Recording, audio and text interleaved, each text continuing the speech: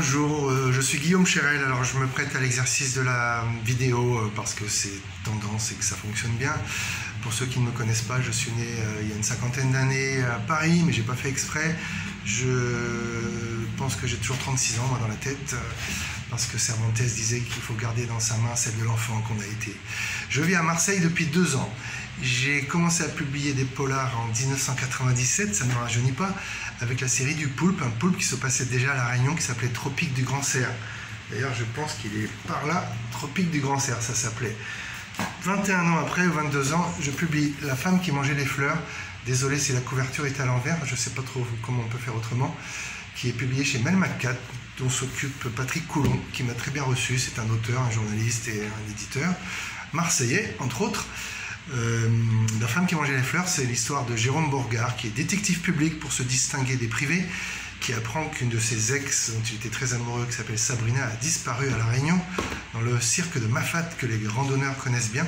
Il sait que c'est un endroit qui peut être un peu dangereux, et Mafat et La Réunion. Il court pour retrouver Sabrina parce qu'il est toujours amoureux, on peut le comprendre, je crois. C'est une femme qui a beaucoup de sex-appeal et beaucoup de caractère. Et il va lui arriver tout un tas d'aventures. J'ai vécu à La Réunion dans les années 90, donc je connais bien, je suis retourné 2-3 fois, pas seulement pour le rougail saucisse.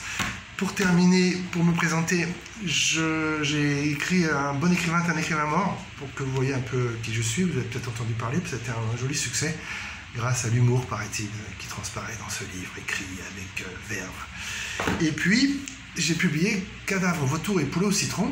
Ça, c'est la version grand format chez Michel Lafon. Il existe la format poche que je n'ai plus sous la main chez J'ai lu. Et dans ce personnage, il y a Jérôme Bourgard, mon personnage récurrent de détective public qu'on retrouve dans La femme qui mangeait les fleurs. Je serai tout l'été dans des salons littéraires de la région et je vous recommande de lire ce livre parce que c'est moi qui l'ai écrit. Il est marrant, il est plein de talent, il est plein de folie. C'est un polar déjanté, un peu comme dans Le Poulpe. Et puis voilà, quoi. Je pense qu'il y a des défauts, mais c'est un livre oxygénant, très fin de confinement. Bisous, à bientôt, je vous embrasse.